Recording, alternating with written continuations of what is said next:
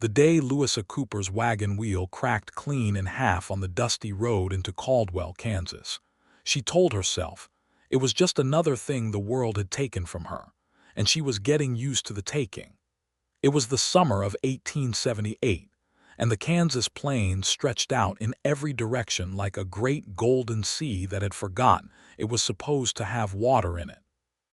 The sun hammered down without apology, and the air smelled of dry grass and cattle dust, and the particular loneliness that comes from traveling a long road with nobody beside you, except a 7-year-old boy who asked too many questions, and a mule named Gerald who answered none of them.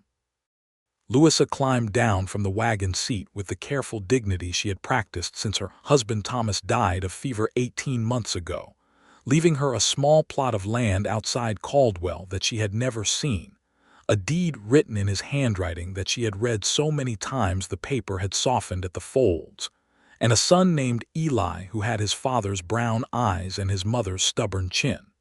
She stood in the road and looked at the wheel. The spoke had given way at the hub, and the whole left side of the wagon had dropped, spilling a crate of her dried goods into the dust. Eli was already climbing down beside her, his small boots landing with a determined thump, and he stood with his hands on his hips in a posture so grown-up it made her chest ache. "Can we fix it?" he asked. "I am thinking on it," she said. "That usually means no," he told her seriously. She almost laughed. She had not laughed much in the past year and a half, but Eli had a way of saying things with such matter-of-fact honesty that it caught her off guard sometimes, and something warm would move through her before she remembered. She was supposed to be too tired for warmth. It was while she was crouching beside the broken wheel, assessing the damage with hands that were calloused now in ways they had not been when she was a schoolteacher's daughter in Missouri, that she heard the horse coming. Not running, walking, at the unhurried pace of a man who owned his time. She looked up and shaded her eyes against the sun, and that was when she first saw Wesley Hunter. He was tall in the saddle, which was the first thing she noticed, because some men were tall on the ground and collapsed down to ordinary when they mounted a horse, but this man looked like he had been built with the saddle in mind. He rode a red roan mare with a white blaze on her forehead, and he had a rope coiled at his saddle horn, and a brim-shadowed face that he tilted toward her as he slowed. He looked to be somewhere around 30, with dark hair showing beneath his hat and a jaw that carried 3 days of stubble above a worn blue shirt that had been good quality once. He had the kind of hands that came from honest work. She could see that even from a distance, and he carried himself with the quiet that belonged to men who had learned not to waste words. He pulled up about 10 feet from her and touched the brim of his hat with 2 fingers. "Ma'am," he said, "looks like you've got yourself some trouble." "Wheel broke," Eli announced from beside her, with the helpful authority of someone stating an important fact that adults had somehow missed. Wesley Hunter looked down at the boy with an expression that was not quite a smile but was something in that neighborhood. "I can see that," he said to Eli, then looked back at Louisa. "Wesley Hunter. I run cattle for the McAllister spread about 4 miles east. I've got tools in my saddlebag and a spare pin that might help if you'd allow it." Louisa straightened. She was 28 years old, and she had learned to be careful with what she allowed. Strange men on empty roads had intentions that covered a wide range, and she had a boy beside her who was the most important thing she owned. But Wesley Hunter waited with his hands easy on the reins and his posture open, not pressing, not pushing, and she had learned to read men in the way that women on their own had to learn to read them, like weather, quickly and accurately. And what she read in Wesley Hunter was patience and nothing crooked. "I would be grateful for the help," she said. "I am Louisa Cooper. This is my son Eli."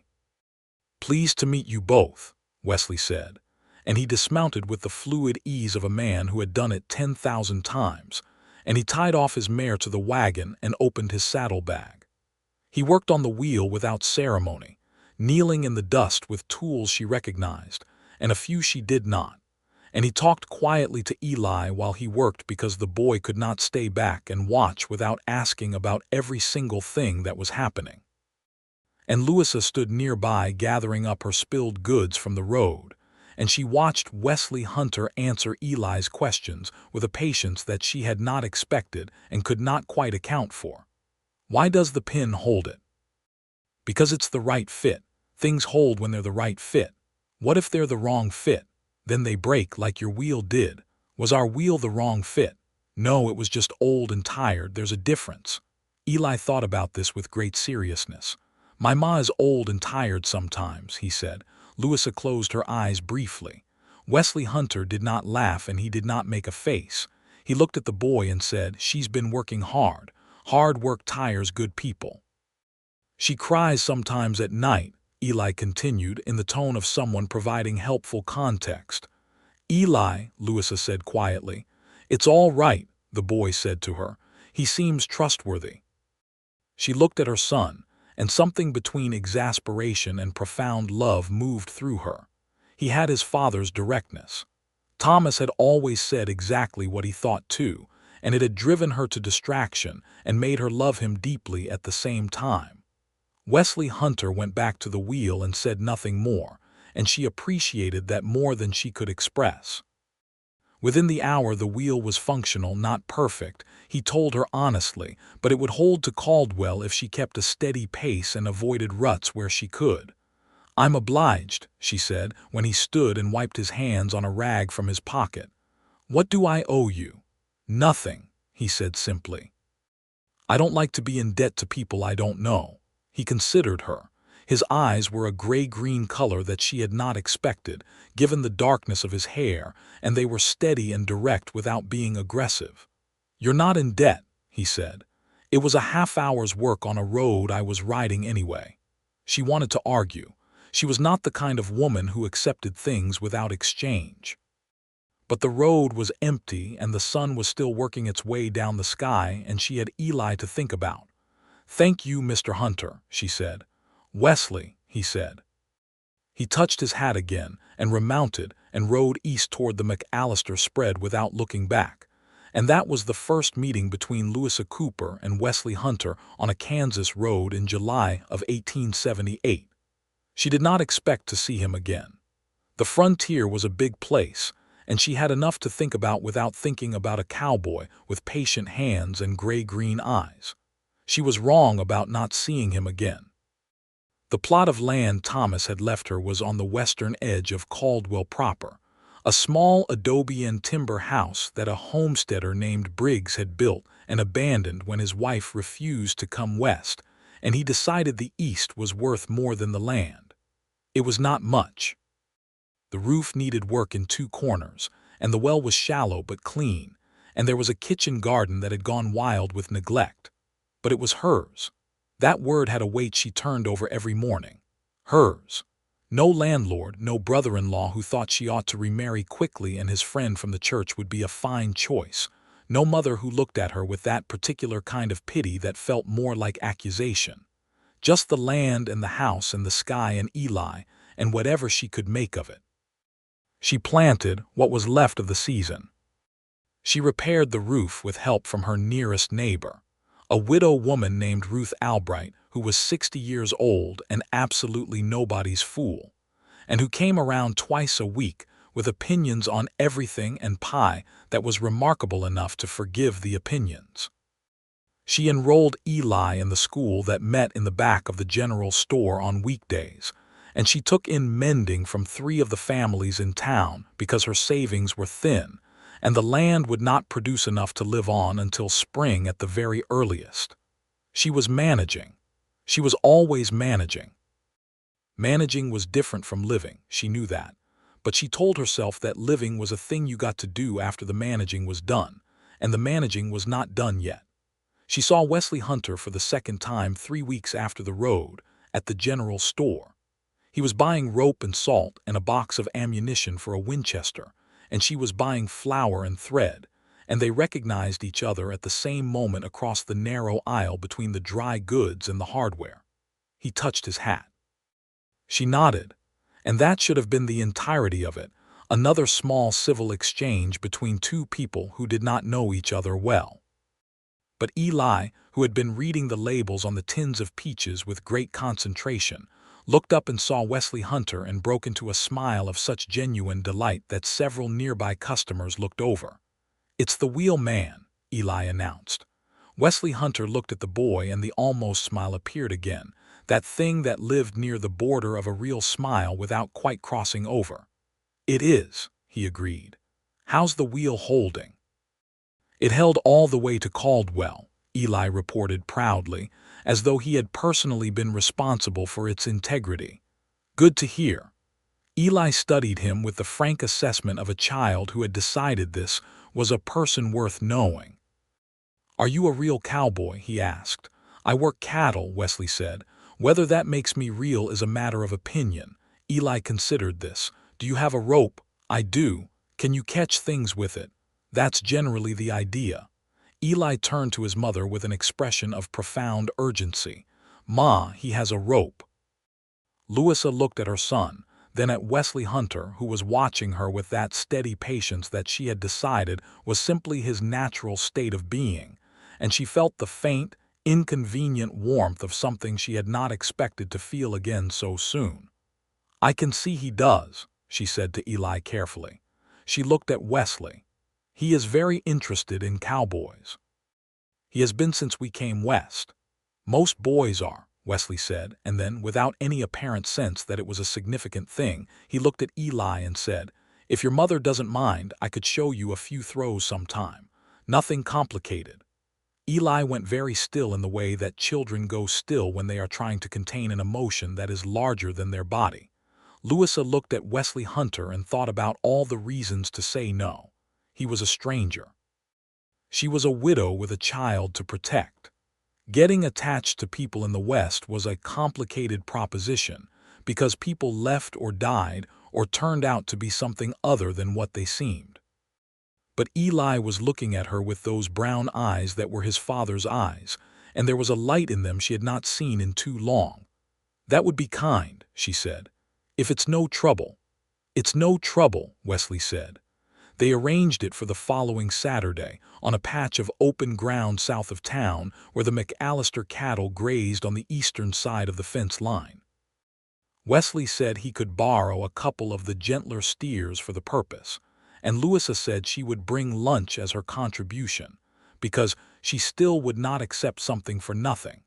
She spent more time than was strictly warranted thinking about that arrangement in the days before Saturday arrived. She told herself it was because she was grateful that someone was taking an interest in Eli, who was a bright and eager boy who needed men in his life since his father was gone. She told herself it was practical. She was not foolish enough, she told herself, to read romance into a neighbor's basic decency. She was only partially successful in convincing herself. Saturday came with a sky so blue it looked painted. The kind of sky that Kansas produced in late summer that made you understand why people had crossed great distances to live under it. Louisa packed biscuits and cold venison and 2 apples, and she and Eli walked the half-mile to the south pasture in the morning light, with Eli asking questions the entire way about ropes and cattle, and whether real cowboys ever fell off horses. Wesley Hunter was already there when they arrived, and he had 2 young steers penned in the corner of the pasture with a temporary rope fence. He had his red roan mare tethered nearby, and he was standing with a coil of rope in his hands, turning it over in a way that looked unconscious, the way a musician's hands move on an instrument when they are not even thinking about it. He greeted them with a nod that took in Louisa briefly and then settled on Eli with an attention that was entirely genuine. "You ready?" he asked the boy. "I have been ready since Tuesday," Eli said. Wesley crouched down to Eli's level and showed him the rope. He explained the Honda knot at the end and the loop it made, and he showed Eli how to hold the coil and how to let the loop run free. He was a good teacher, she observed from where she sat on a fence rail, not because he explained everything perfectly, though he did, but because he watched Eli's face to see if the understanding was landing before he moved on to the next thing. Eli's first throw went sideways and landed in the grass about 3 feet from where he intended. Again, Wesley said, without any trace of discouragement. The second throw went wide the other direction. You're gripping too tight, Wesley said. The rope doesn't need to be strangled, let it go easy. Eli tried again. This throw went forward at least and cleared the fence by a foot before landing short of the steer. Better, Wesley said. Much better. Eli looked up at him with a grin that filled his whole face. I almost got him. You almost did. Do it again. Louisa watched them from the fence rail and felt something moving in her that she was not prepared for. It was not a simple thing. It was layered, the way grief was layered, because grief did not go away. It just learned to live beside other things. And what she felt watching Wesley Hunter teach her son to throw a rope was tangled up with the absence of Thomas in a way she could not separate cleanly. Thomas would have loved this. Thomas would have been right there beside Eli, trying it himself and probably doing no better, because Thomas had been a farmer and a quiet man, and his hands knew seeds and soil better than ropes and cattle. But he would have been there, grinning at Eli's enthusiasm, and that was what she felt the absence of, not the rope throwing itself but the sharing of it. She pressed her lips together and looked at the blue sky for a moment, then looked back at the pasture where Eli was winding up for another throw, his small body coiled with concentration, and Wesley was standing a few feet behind him with his arms crossed and his expression attentive. The throw went out in a clean arc and settled over the steer's head. Eli made a sound that could only be described as a battle cry. Wesley Hunter's almost smile became an actual smile for the first time, and it transformed his face in a way she had not anticipated. He had been handsome in the straightforward way of men who lived outside and worked hard, all clean lines and weathered skin and steadiness, but the smile added something that went beyond handsome into something that caught at her in an inconvenient way. Pull the rope, he said to Eli, still smiling. Keep tension so it doesn't slip off. Eli pulled. The steer shifted, and then stood and regarded the situation with bovine indifference. And Eli held the rope with both hands and shook with the effort, and looked like the happiest child alive. They ate lunch at noon under the shade of a cottonwood at the edge of the pasture, the three of them sitting on the dry grass with Louisa's biscuits and venison spread between them. Wesley ate with the straightforward appetite of a man who worked hard and did not pretend food was more complicated than it was, and he thanked her for it with a directness that she appreciated. Eli talked without stopping for most of the meal. He told Wesley about Missouri and about his father and about the wagon ride and about their house and about Ruth Albright and her remarkable pie, and Wesley listened to all of it with the same attentiveness he had given to the rope-throwing lesson. At some point Eli said, "My pa knew how to make things grow, but he didn't know about ropes," and there was a pause in the conversation that was not uncomfortable, but it was present. "Sounds like he was a good man," Wesley said. "He was the best," Eli said simply, and then he picked up another biscuit and the conversation moved on, because children could hold grief and joy in the same hand in a way adults had to work much harder to manage. Louisa looked at her biscuit and did not look at Wesley Hunter. When they were packing up to leave, Eli turned to Wesley with his hands on his hips and his small face very serious. "Can we do this again?" "That's up to your mother," Wesley said. They both looked at her. She thought about saying she would have to see, that she would think about it, some of the measured non-answers she had gotten good at. But she was tired of measuring everything, at least in this moment under this blue sky. "Yes," she said, "if Mr. Hunter has the time." "Wesley," he said again quietly. "Wesley," she corrected, and something passed between them in the space of that one word, something small and warm and more significant than it had any right to be. The lessons became a weekly thing. Every Saturday morning, weather permitting, Louisa and Eli walked to the south pasture, and Wesley Hunter was there with his rope, and sometimes a second steer, and always that patient attention that Eli thrived under. Through August and into September, as the Kansas summer began its slow lean toward autumn, Eli's throwing improved from enthusiastic disaster to something that began to resemble actual competence. Wesley taught him to read the steer's movement and anticipate where the head would be, not where it was. He taught him the difference between a head catch and a heel catch, and he taught him to never let the rope go slack once you had your catch, or you'd lose it. He taught him about the horse's role in it, how the horse leaned back and kept the tension while the rider was still, and he let Eli sit up on the red roan mare one Saturday and feel what that steady pull felt like from the saddle. Eli sat on that horse like he was coronated, and through all of it, Louisa sat on her fence rail or the cottonwood-shaded grass and watched, and she told herself she was there for Eli's sake, which was true but was not the whole truth. The whole truth was that she had started to look forward to Saturday mornings in a way that had nothing to do with rope lessons, and it was a feeling she regarded with suspicion and tenderness in about equal measure. Wesley did not do anything forward.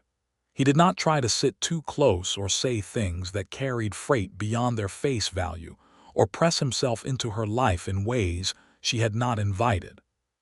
He was at the pasture when he said he would be, and when the lesson was done, he helped her carry her basket back to the road and sometimes walked with them partway toward town, and the conversation between them in those walks was the careful, discovering kind that happens when two people are feeling out the edges of each other.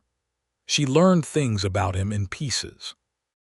He was from Texas originally, from a spread outside San Antonio, and he had come north to Kansas following the cattle drives when he was 22 and stayed because the work was steady and the land had a quality to it he found hard to name.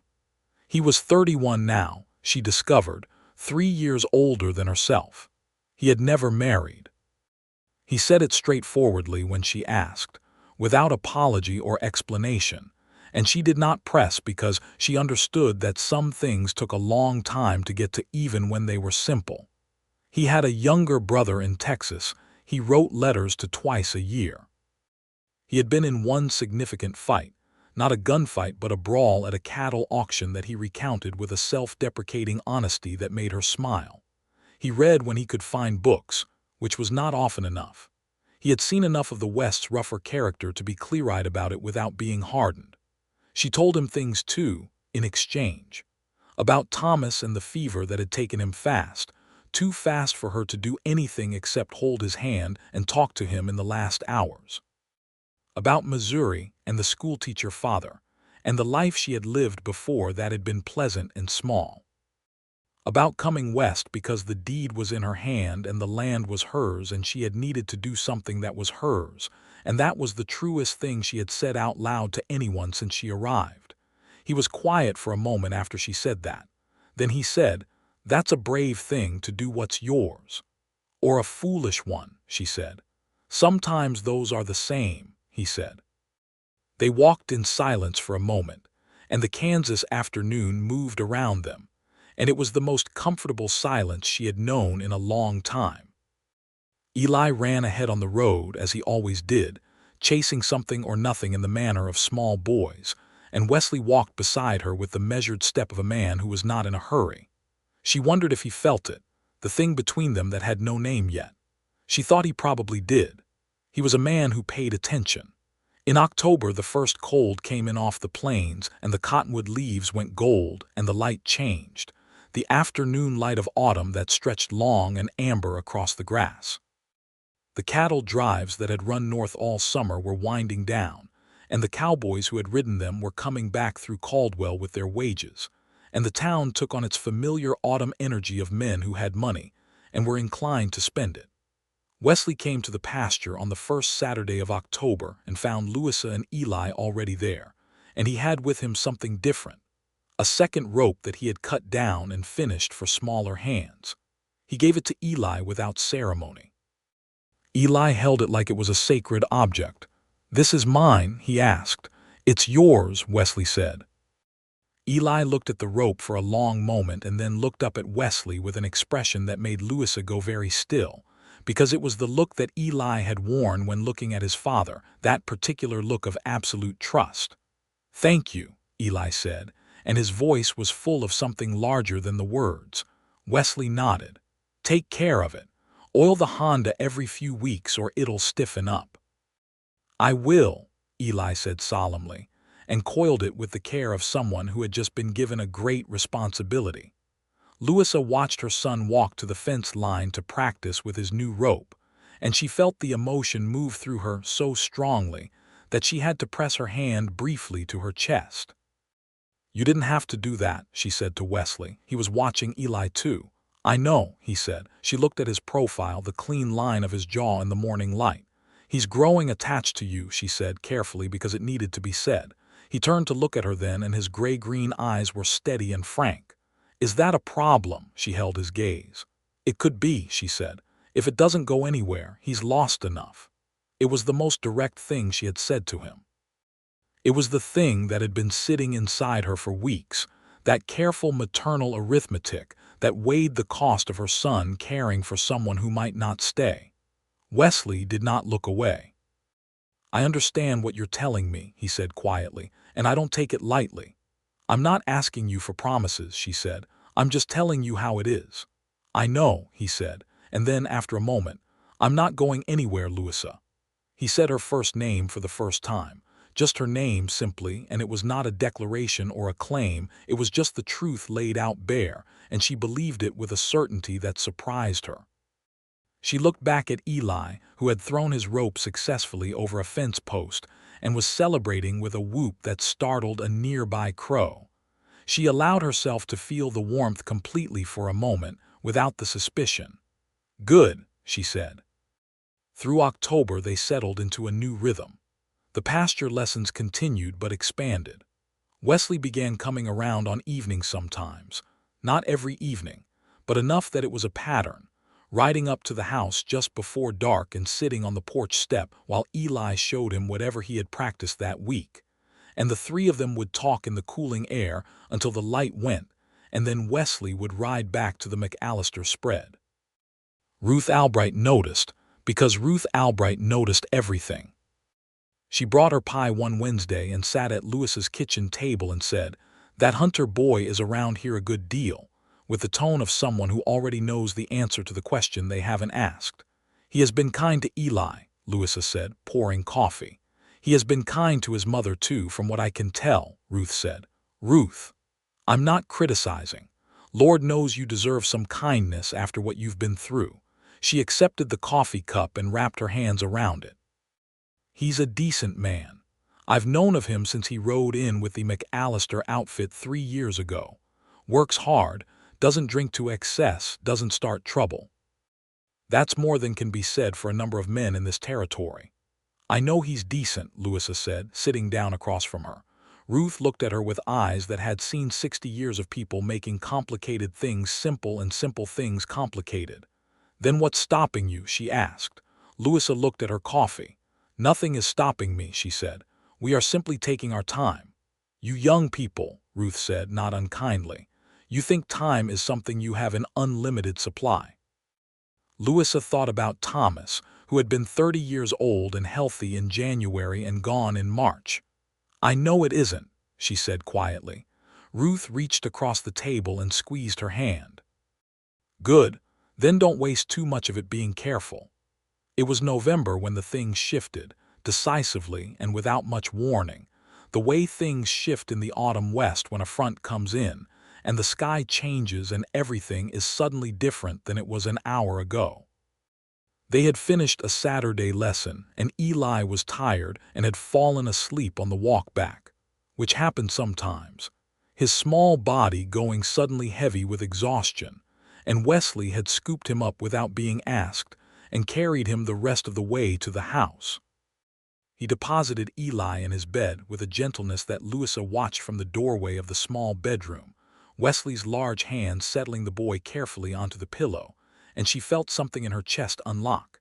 He came back out to the main room and they stood in the small kitchen space that was warm from the stove, and the light was the low winter-approaching light that came through the window in long gold bars. "I want to ask you something," Wesley said, "and I want you to know I've thought about it carefully." She waited. "I'd like to call on you properly," he said. "Not just stopping by. I mean as A. He paused. She had not seen him uncertain before, and it was a thing that made her like him more, not less. As a man who is interested in a woman and wants her to know it plainly. Louisa looked at him in the gold-barred light. She thought about all the careful things she had been saying to herself for months. She thought about Thomas, and she allowed herself to feel that grief fully for a moment. The love that did not end but had changed shape when he died. The love that was still there and always would be but had made room for something new because grief, real grief, is generous in the end. It does not close you off. It opens you up if you let it. She thought about Eli with his rope and his Thomas Brown eyes and the way he had looked at Wesley Hunter. She thought about what she wanted, which was a thing she had not thought about directly in a long time. I would like that, she said. I would like that very much. Wesley Hunter smiled, and it was not the almost smile or even the real smile she had seen in the pasture. It was something deeper and quieter and more private, the kind of smile that does not perform itself for an audience. Good, he said, exactly as she had said it that day in October. Calling on her properly meant Sunday afternoons which became sacred. He brought his horse and sometimes things from town, nothing extravagant, a paper of peppermints for Eli, or once a small book he had ridden to Wichita to find, because he had heard her mention once that she had loved reading as a girl, and had not had much time for it since. The book was a collection of poetry, worn at the spine, and she held it with both hands like he had handed her something that had weight beyond its pages, because he had. He took her riding once, with Eli up behind him on the roan and Louisa on a calm-tempered bay gelding borrowed from the McAllister remuda, and they rode the South Creek bottom where the cottonwoods had gone bare, and the creek ran clear and cold over the stones. Eli demanded to hold the reins himself, and Wesley let him, guiding his hands from behind with a patience that made the boy feel like he was doing it himself. Louisa rode beside them and watched, and felt a happiness that was so quiet and settled it was almost unfamiliar. She had known the bright, anxious happiness of first love when she was young, and the deep, contented happiness of her early marriage, and the particular happiness of Eli's birth. But this was something different. The happiness of a person who has been through enough to know what they are looking at when they find something good. She was falling in love with Wesley Hunter. She knew it with the same matter-of-fact certainty that Eli brought to his most important observations. It was not a question anymore. December came to the Kansas plains with its particular severity, the cold dropping clean and absolute, and the snow when it came lay on the grassland like a white sea, and the cattle drifted south, and the cowboys worked long, cold hours to keep them from losing too much condition. Wesley's time at the McAllister spread compressed to the essential work, and he had less leisure.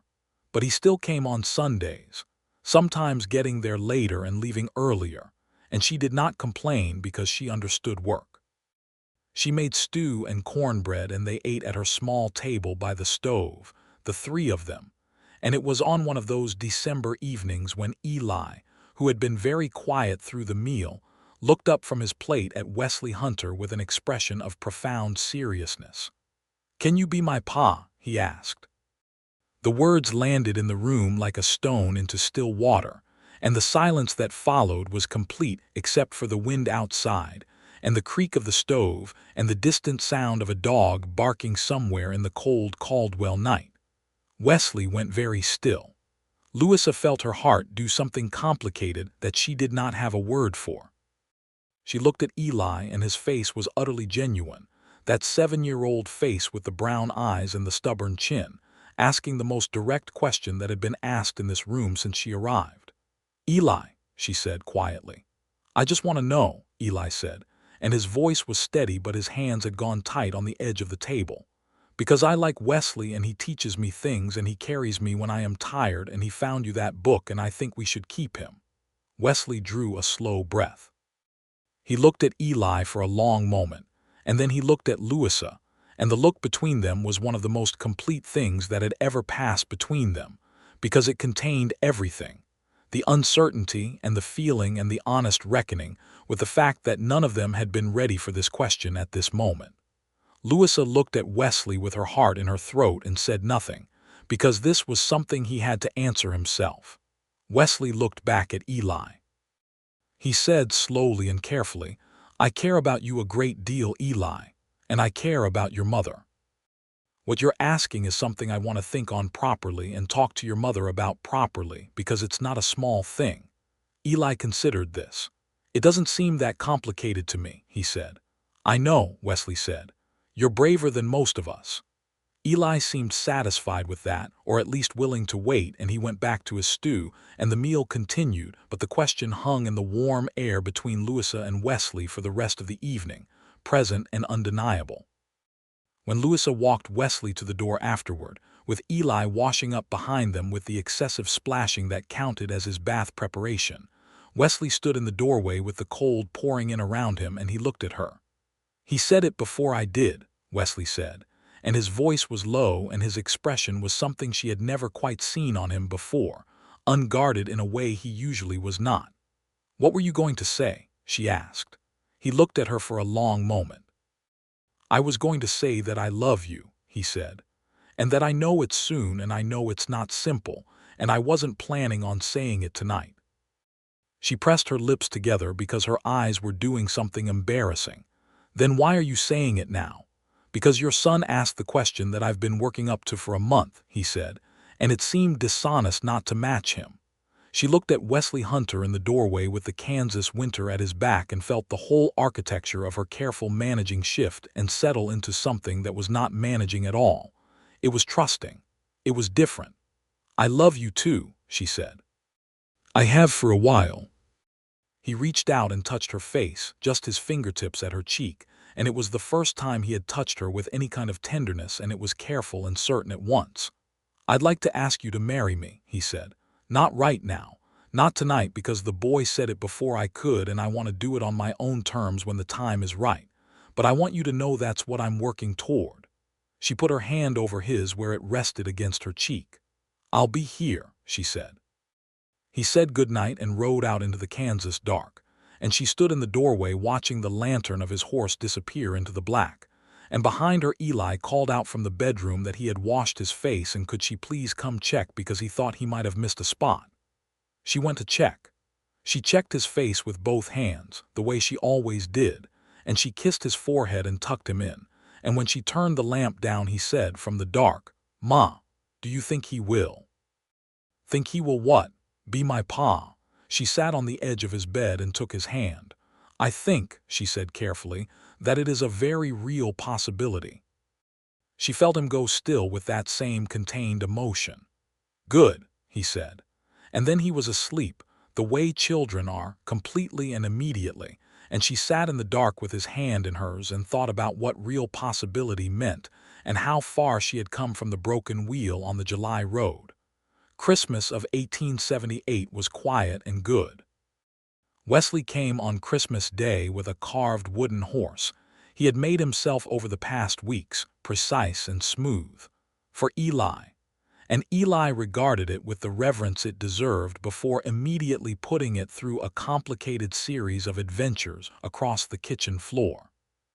For Louisa, he brought a new pair of good wool gloves that were practical and warm and exactly the right size, because he had noticed her hands in the cold, and that was the kind of attention she had missed and not known how much she had missed.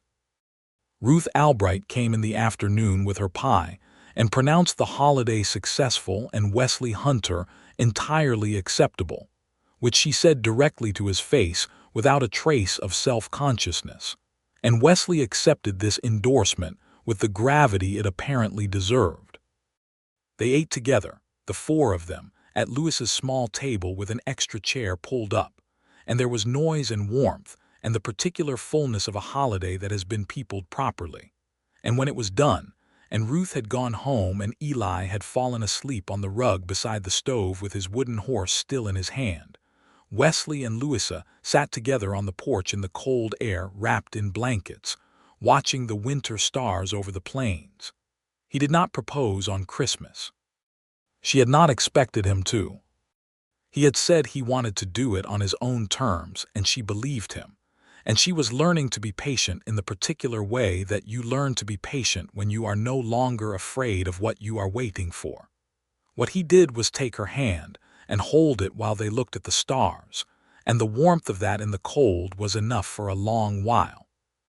January brought a hard freeze and a windstorm that took 3 shingles off Louisa's roof, and she was up there in the cold the next morning trying to assess the damage before it got worse, because it always got worse if you left it.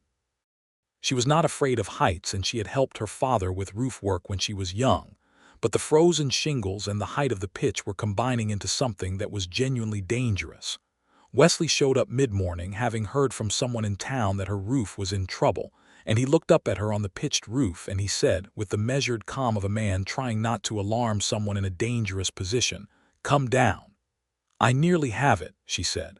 "Louisa, come down."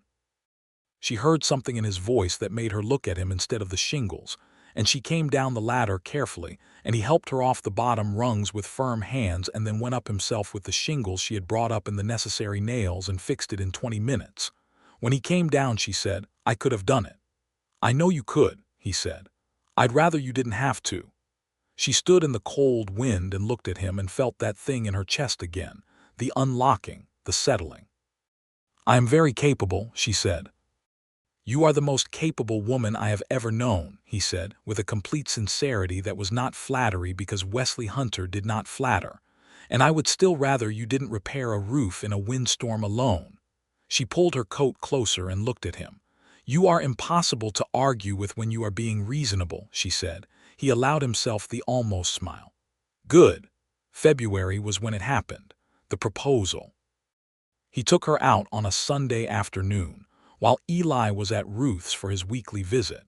Because Ruth had insisted on having the boy every Sunday afternoon since October, and Louisa suspected that Ruth had arranged this particular Sunday with deliberate intent.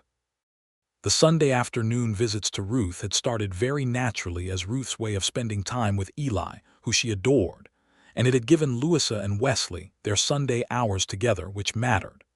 They rode south along the creek, the same creek bottom where the cottonwoods had been gold in autumn and were now bare and black against the pale winter sky. The snow was thin here, blown into drifts against the cutbanks, and the creek was half frozen, dark water moving slow beneath the ice at the edges. Wesley dismounted and helped her down from the borrowed bay, and they stood with the horses at the creek, and the sky was enormous above them and completely quiet. He turned to face her, and he was holding his hat in his hands instead of wearing it, which was the tell of a man who was doing something important. "Louisa," he said, "I love you. I love your boy. I have loved you both for longer than I said it, and I have thought about this more carefully than I have thought about anything in my life, and I want to spend the rest of it with you. I want to be Eli's father if he'll still have me after I made him wait for an answer." He paused. "I know you've had loss. I know this isn't simple, and I promise you I am not going anywhere." He looked at her steadily. "Will you marry me?" Louisa stood in the cold Kansas Creek bottom in February of 1879 and looked at Wesley Hunter, and she thought about Thomas, and she let herself think about him fully and with love, because loving Wesley did not require forgetting Thomas, and she had known that for a while, but it helped to feel it. And then she looked at the man in front of her with his hat in his hands and his gray-green eyes and his patient, honest heart, and she said yes. He put his hat back on and kissed her there beside the half-frozen creek, the first time he had kissed her, and it was warm in the cold and sure in the way of something that had been approaching for a long time and had finally arrived. They rode back in the pale winter afternoon and collected Eli from Ruth's house, and Wesley crouched down on Ruth's porch and told Eli, man to man, that he had asked Eli's mother to marry him. Eli looked at him very seriously for about 3 full seconds. "Did she say yes?" he asked. "She did," Wesley said. Eli looked at his mother, who was watching from 2 steps up on the porch with her hands folded and her expression doing the thing where she was about to cry but was trying not to. Then Eli looked at Wesley again and said, "I asked you first." Wesley laughed. It was a full laugh, warm and real, and it sounded like something that had been stored up for a long time and had finally found the moment to come out. He pulled Eli into a hug, and Eli hugged back with his whole small body, and Louisa pressed her fingertips to her mouth, and Ruth stood in the doorway behind her and said, "Well, thank the Lord," and went back inside to cut the pie.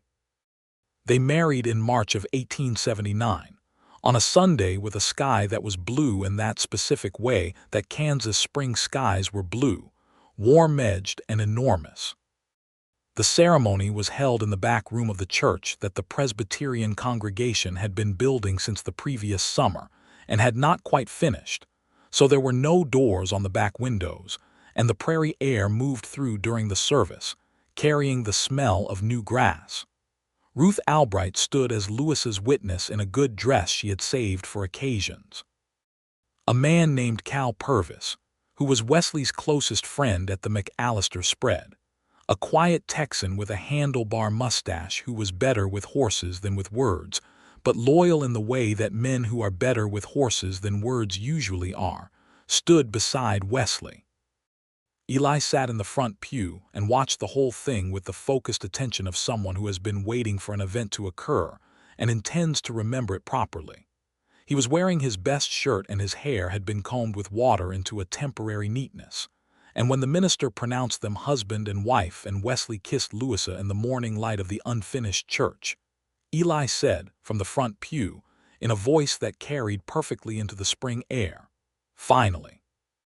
There was laughter, the good kind that a wedding should have, the kind that comes from real feeling rather than obligation, and Wesley turned to look at the boy and shook his head and smiled. They had a supper that evening at Louisa's house, which was now their house, and it was small and warm and good. Ruth's pie appeared, as it always did at any event of significance, and Cal Purvis ate 3 pieces with a solemnity that suggested he understood its importance. Wesley moved his few things to the house that weekend. He did not have many things. A man who had lived alone and followed cattle for years accumulated things differently than a family man, and what he had was practical and worn, and fit into 2 saddlebags and a wooden trunk. He set the trunk at the end of the bedroom, and on top of it he placed a small photograph of his family in Texas, and that was the first personal thing he had arranged in a space he shared. Eli observed the arrangement of these items with great interest, and then told Wesley he could put his rope by the door because that was where Eli put his, and it made sense to have them together. Wesley put his rope by the door. Life settled into its new shape, and the settling was good. There were adjustments, as there always are, the natural friction of people learning each other's dailiness after knowing each other's company. Wesley woke earlier than Louisa had expected and made coffee before she was up, which she discovered on the first morning and regarded as a gift. He was quieter about disagreement than Thomas had been, who had been a man who aired his opinions readily, but he was not silent about it, and when something needed to be said, he said it clearly and without cruelty. He was, as Eli had said, a man you could keep. The question of the land was important, and they talked about it honestly. The small adobe and timber house was Louisa's by deed, and they agreed it stayed in her name, but Wesley intended to build on it, a proper room for Eli and a new porch, and eventually a barn if the finances allowed, which he said they would because he had savings from the cattle work that had been sitting idle for lack of purpose. The McAllister spread kept him through the spring and summer, the long days of cattle work that sent him home in the evenings with the smell of horses and dust, an honest effort on him. Louisa continued her mending business through the winter and into the spring, and she planted the kitchen garden with the seriousness of someone who understood that the garden was not supplemental but necessary, and she put up enough to fill the cellar before autumn. Eli started the second year of school with a confidence he had not had the year before. He had friends now, the children of some of the ranching families, and he had Wesley to talk to in the evenings about the things boys talk to men about, and the combination of those 2 things had given him a solidity he wore like a second skin. The room Wesley built for Eli in July was the occasion of great ceremony. Wesley did the framing on his days off through June, and Eli helped in the ways a boy could help, handing things and holding things and asking questions at the rate of approximately one per minute. Cal Purvis came 2 weekends to assist with the heavier work, and the result was a room with a proper window facing east and a shelf for Eli's things, which currently consisted of his carved horse, his rope, and 3 rocks he regarded as significant. On the day the room was finished, Eli walked into it and stood in the middle of it and looked around with an expression of profound ownership. Then he turned to Wesley. "You built this for me," he said. "I did," Wesley said. "Because you're my pa," Eli said. Not a question. A statement settled and certain, the way Eli stated the important things. Wesley crouched to the boy's level and looked at him straight, man to man. "Because I'm your pa," he confirmed. Eli nodded once, decisive, like a thing had been ratified that had been in negotiation for long enough. He ran out to tell Ruth Albright about his room with the kind of urgency that could not be delayed, and Wesley stood in the small new room with its east-facing window and the smell of cut wood, and let himself feel the fullness of the moment. Louisa appeared in the doorway behind him and slipped her arm through his. They stood and looked at the room. "You are a good builder," she said. "I had motivation," he said. She leaned her head briefly against his shoulder. "Yes," she said. "You did." The autumn of 1879 was generous.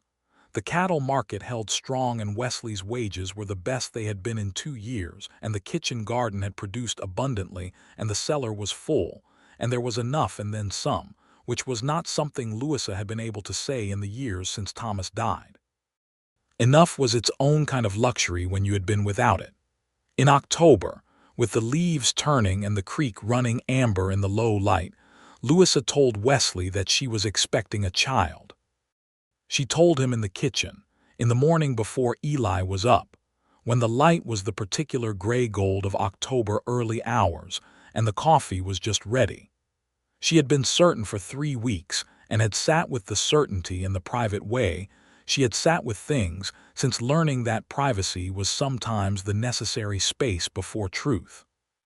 Wesley put down his coffee cup and looked at her, and she watched his face process the information through a sequence of expressions she had not seen before, something that moved through him from surprise to wonder to a tenderness so fierce it looked almost like pain. He came around the table and he held her face in both hands and he looked at her for a long moment without saying anything, and she put her hands over his and felt the warmth and the solidity of him. "Are you well?" he asked. His voice was careful. He knew women who had lost children before birth. He knew what careful looked like and he was applying it. "I am well," she said. "I feel it." He kissed her forehead, her temple, the top of her head, and held her, and she felt his breath slow and steady out. "We're going to need to build more," he said into her hair, with the practicality of a man who processes emotion by finding the thing that needs doing. She laughed, surprised by it, the laugh coming up warm and sudden. "We can start with a cradle," she said. He started on the cradle the following weekend, in the same careful, deliberate way he had built Eli's room, and Eli immediately wanted to help, and the two of them spent 3 Saturdays in the yard with the woodworking tools while Louisa sat on the new porch he had built and did her mending and watched them. It was one of the images she would carry with her for the rest of her life, clear and complete like a painted miniature. Wesley in the yard with his sleeves rolled and his hat pushed back, patiently guiding Eli's hands on the plane, the wood curling away in pale ribbons, the October sun slanting across the yard and the whole scene held in that particular quality of light. She was happy. It was a simple word for a complicated thing, but it was the right word. She was happy in the way that is built from real materials, not the decorative kind, real things, love and work, and a boy learning from a man he called his pa in a kitchen garden, and enough and more. Ruth Albright received the news of the coming baby with the satisfaction of a woman who had been expecting it and was pleased to be proven right. She immediately began knitting, which she did with a focused intensity that suggested she considered it a competitive event, and she produced a blanket of considerable quality by the time February arrived. Louisa went through the winter pregnancy with a steadiness that was her nature, uncomfortable in the ways pregnancy is uncomfortable and undeterred by it. Wesley managed the cold season with extra wood and extra care, not fussing over her. She would not have tolerated fussing, but making things easier in ways that were practical and consistent, and expressed what he felt without requiring him to always be saying it.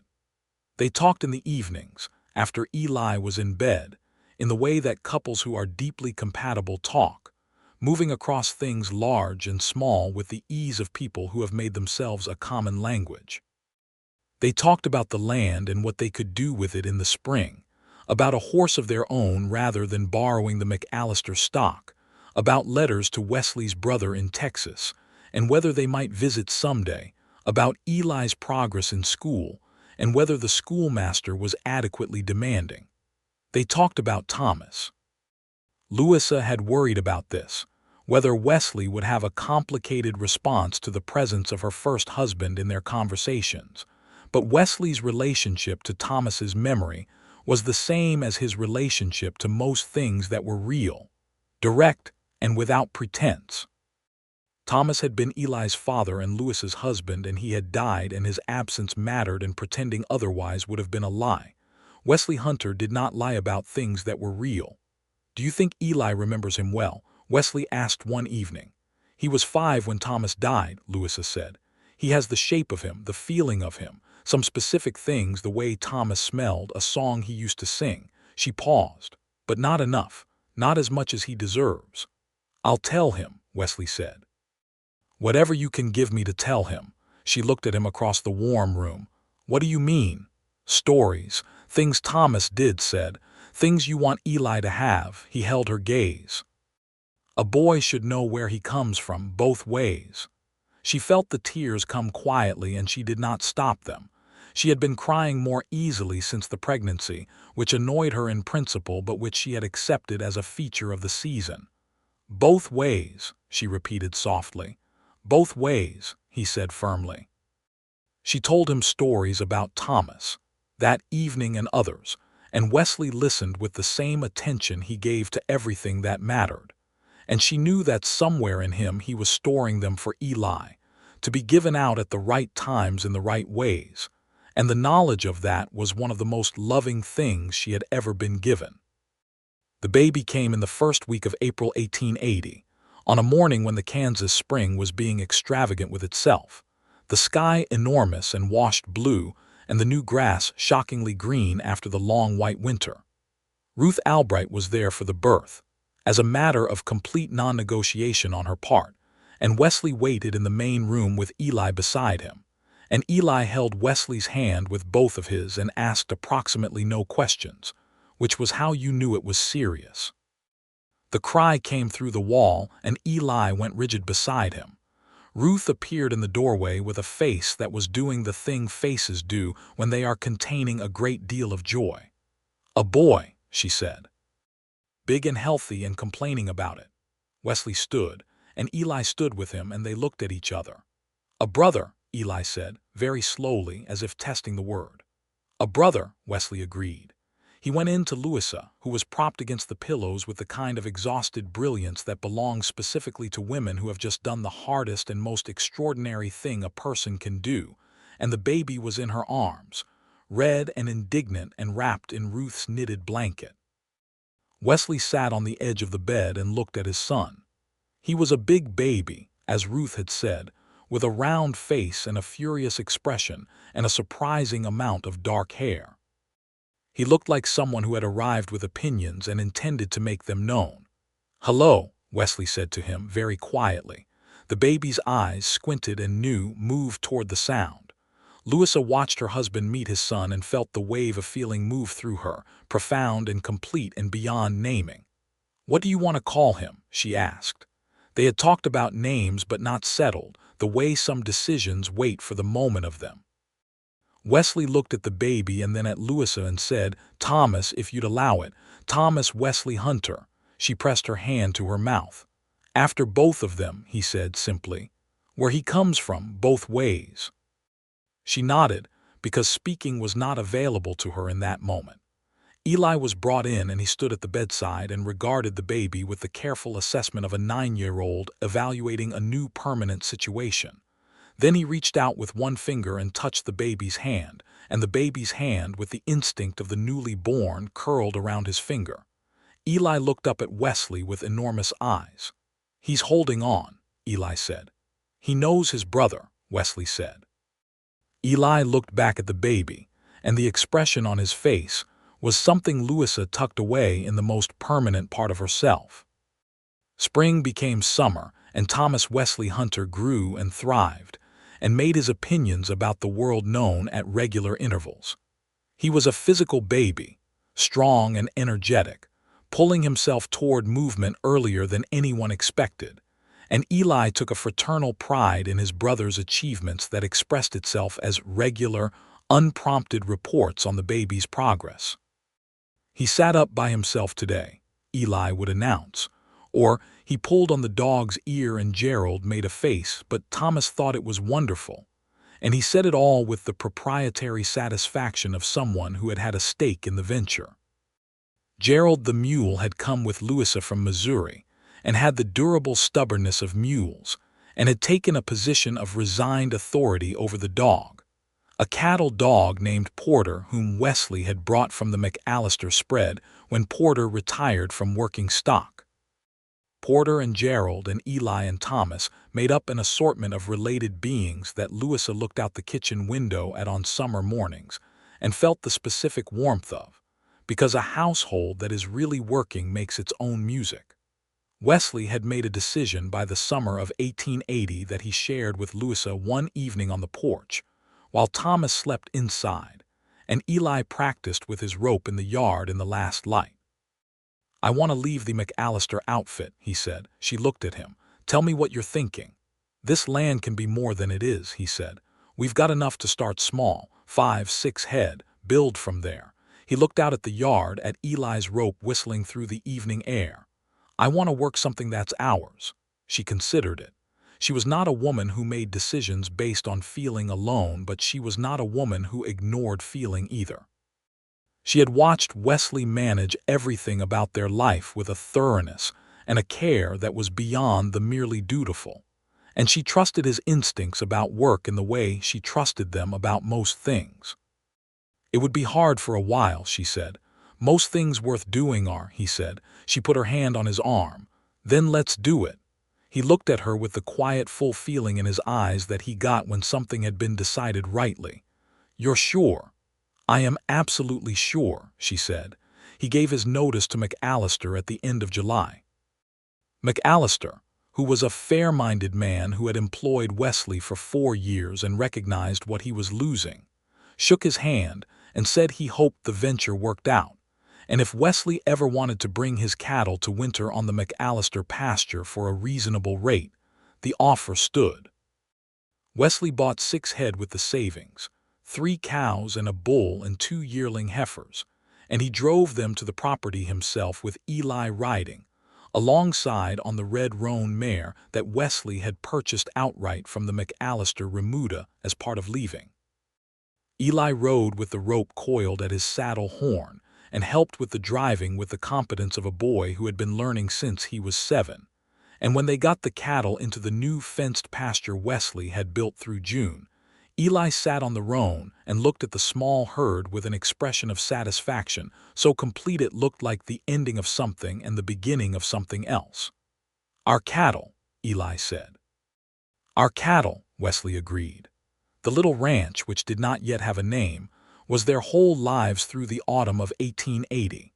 They worked it together, Wesley and Louisa and Eli when he was not in school, and the cattle settled and the grass was good, and the early ledgers, which Louisa kept in the careful hand of a schoolteacher's daughter, showed a modest but real foundation. They named it in November, sitting at the kitchen table after supper with Thomas on Wesley's knee and Eli at the table with his geography lesson open in front of him but not being read. They had been going back and forth on names since the cattle arrived. "The Cooper Hunter spread," Louisa offered. "That's not a name, that's a list," Eli said. "Eli," she said, He's not wrong, Wesley said. The Hunter place, Wesley offered. That could be anyone's, Louisa said. Eli looked up from his geography lesson. Blue Creek Ranch, he said, because of the creek. They both looked at him. The creek is what made us come here, he said with the certainty of someone who had thought about it. The water in it, good grass. You always said that's why the homestead was worth something, Ma. Louisa looked at her son and then at Wesley. Blue Creek Ranch, she said. Blue Creek Ranch, Wesley agreed. Eli went back to his geography with the quiet satisfaction of having contributed something of permanent value. Blue Creek Ranch grew through 1881 in the measured way that real things grow, not in sudden leaps, but in the accumulation of small right decisions and consistent hard work. The cattle herd expanded to 11 head by spring. The barn that Wesley had been planning was built in May with help from Cal Purvis and 2 neighboring families, in the old communal way that the frontier still maintained because necessity was better at enforcing cooperation than any other argument. The new barn smelled of green wood and hay and horse, and Thomas, who was just beginning to pull himself upright and take exploratory steps along the furniture, was transported by the whole environment and had to be supervised constantly because he had absolutely no fear of large animals. Eli, at 9 going on 10, had become something that could reasonably be called a young hand. He could rope consistently and handle the smaller cattle work under supervision, and he had an instinct for reading the herd that Wesley said was a natural thing that you either had or you didn't, and Eli had it. He talked about ranching with the focused passion that some boys gave to impossible adventures, but Eli's version was all practical detail, cattle weights and fence line and water source and grass quality, because he had learned it from a man who thought that way. He called Wesley Pa without self-consciousness and had for some time, and Wesley answered to it with the ease of something that had always been true.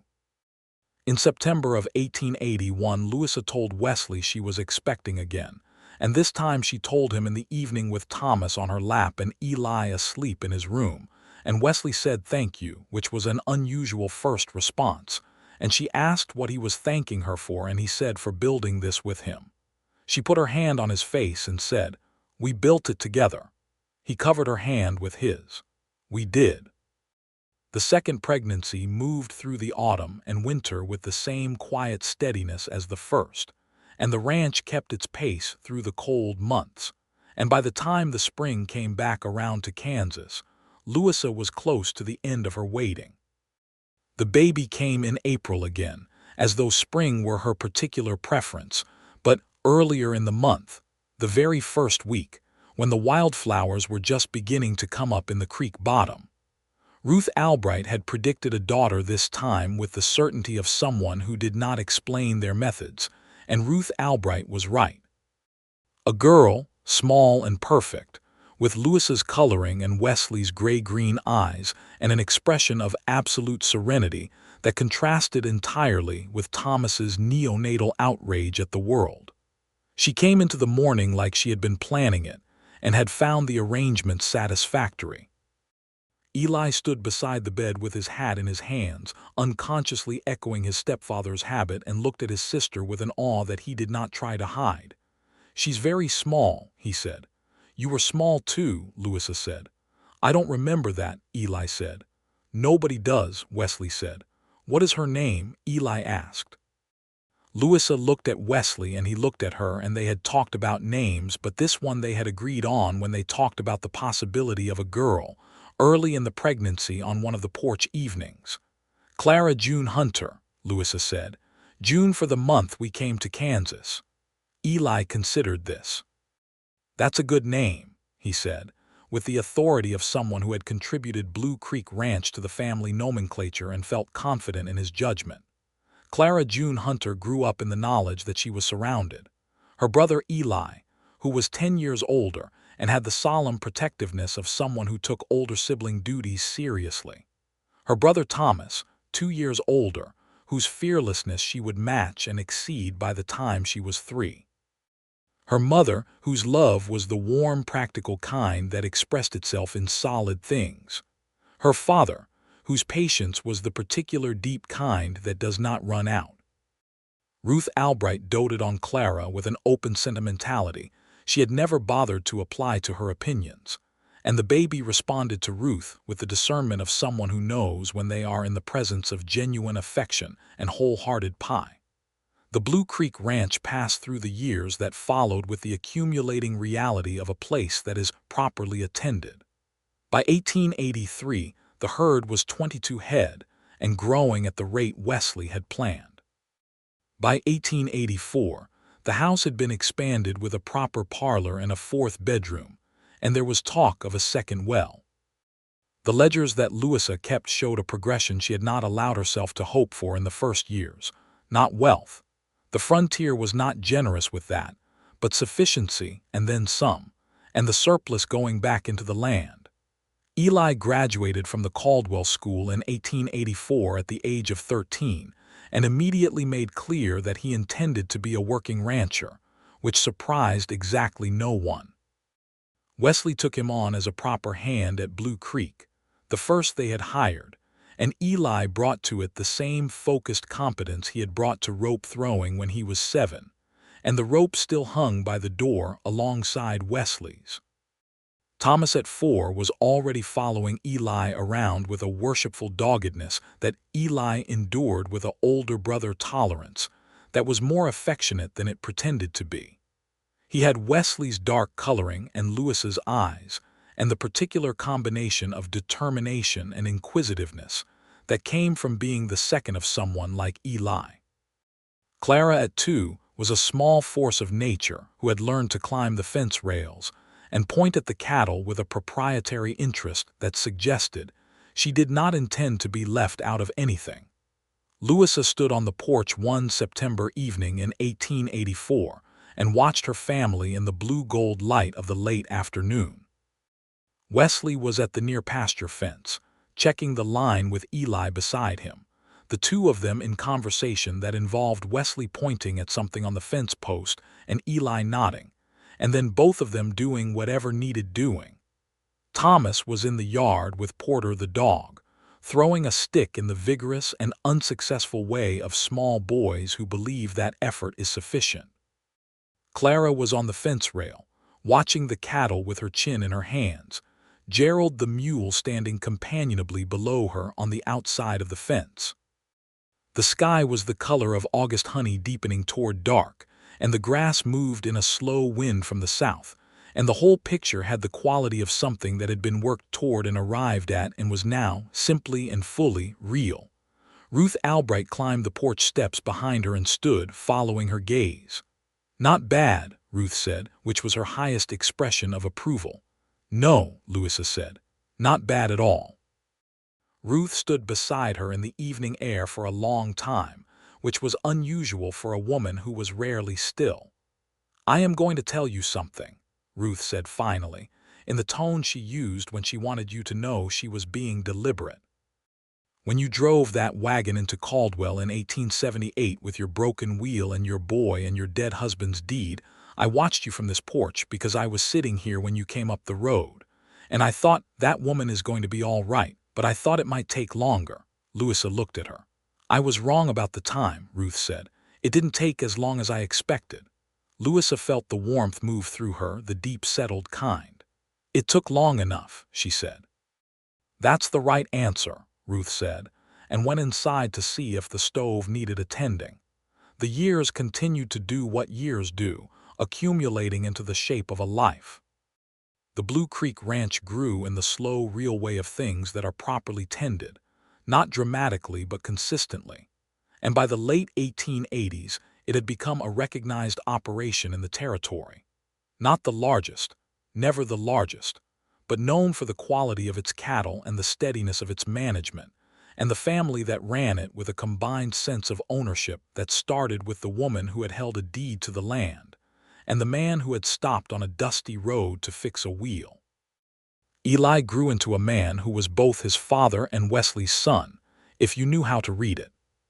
He had Thomas Cooper's directness, and his mother's intelligence and something that was wholly his own, a quality of judgment that Wesley said could not be taught. You either had it or you didn't, and Eli had it in abundance.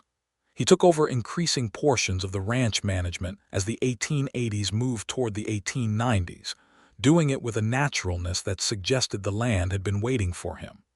He found his own love story in the autumn of 1888, which is how love stories work. They ripple out. A schoolteacher's daughter from Wichita named Anna, who came to Caldwell to visit her sister and stayed because of Eli. And because the prairie had a quality to it, she found she could not leave. And she married Eli in the spring of 1889 in the finished church with the doors on all the windows. And Louisa sat in the front pew and cried in the straightforward way she had stopped pretending not to. And Wesley sat beside her and held her hand. Thomas grew tall and kept his fearlessness, and went to work for a cattle operation near Dodge City at 17, with Wesley's blessing and Louisa's careful approval. And he wrote letters home every few weeks that were full of the particular observations of a young man encountering the world and finding it interesting. And the letters made Wesley smile in the private way he had, and Louisa read them aloud to Clara, who was 11 when Thomas left, and considered herself fully current on Dodge City's cattle market by 12. Clara, who had Louisa's common sense and Wesley's steadiness, and something of Ruth Albright's unimpressed assessment of the unnecessary, grew up the kind of person who does not require explanation, and does not offer excuses, and knows the difference between hard work and trouble. She loved the ranch with the specific love of someone who was born into it rather than brought to it, and she could rope before she was 8, which Eli had taught her with as much patience as Wesley had taught him, because some things are passed down in exactly the way they came to you.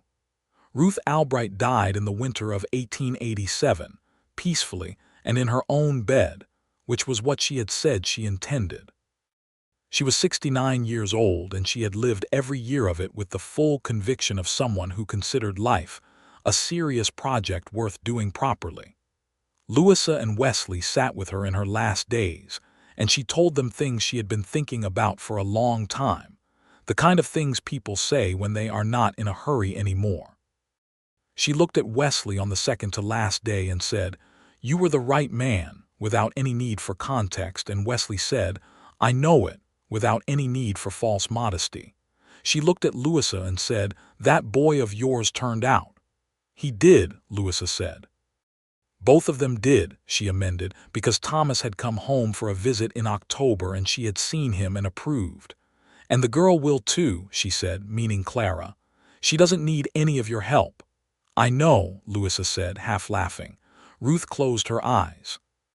"Good pie," she said, which was unclear in reference, whether she was approving her own legacy or anticipating something in the next world. And then she was gone, and Louisa held her hand and Wesley stood at the foot of the bed with his hat in his hands.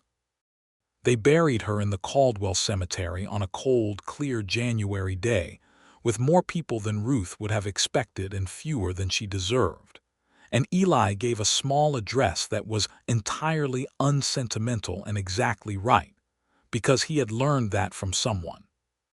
The years came and went in the way of good years, not without their difficulty, because the frontier did not offer ease to anyone who stayed long enough, but without catastrophe, and the Blue Creek Ranch stood on its land, and the family stood on the ranch, and the whole arrangement continued to grow into itself. In 1892, Louisa and Wesley Hunter sat on the porch of their house, which was a proper house now with its additions and its painted trim, on a September evening that was the same color as every other September evening they had sat on this porch, the honey gold light going slow to dark over the Kansas prairie. Wesley was 55 and she was 52, and neither of them looked precisely as they had in 1878 or 1879, but the changes were the changes of use rather than waste, the lines of a face that had been weathered by real weather and real feeling, and the hands that showed what they had done.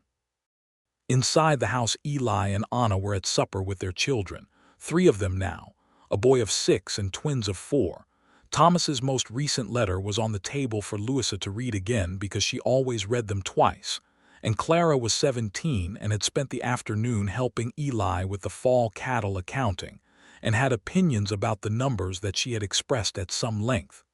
14 years, Wesley said. She knew what he meant. It was September, close to the September when Eli had first thrown a rope over that fence post in the south pasture. 14 years, she agreed. He looked at her with the gray-green eyes that had not changed, or had changed only in the way of deepened things, and he said what he had not said in exactly those words for a while. The way you stop saying things not because they are less true, but because they have become so continuous that specific statement begins to feel redundant, and then occasionally you need to say them again anyway. "I love you, Louisa Hunter," he said.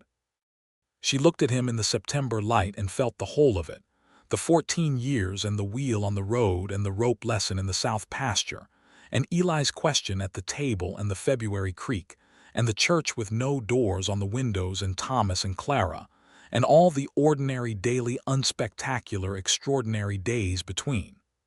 "I love you, Wesley Hunter," she said.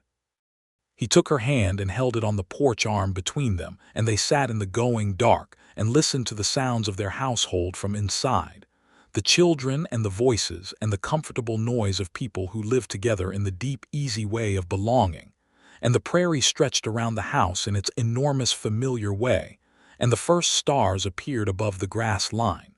The land was theirs. The life was theirs. The love was one of those particular loves that had grown in the way of real things, not from ease but from honest soil, from a broken wheel and a coiled rope, and a boy who asked a direct question before any of the adults were ready. And it had grown into something solid and rooted that no Kansas wind was ever going to take down.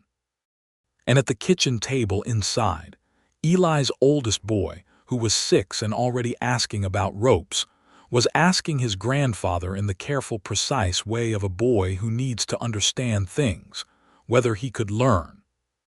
And Wesley Hunter pushed back his chair and said he could come out to the yard after supper, and they would start with the Honda knot, which was the right fit, which was what held things together, and the boy followed him outside into the last of the September light with the trust of someone in the presence of exactly the right person, and it all began again.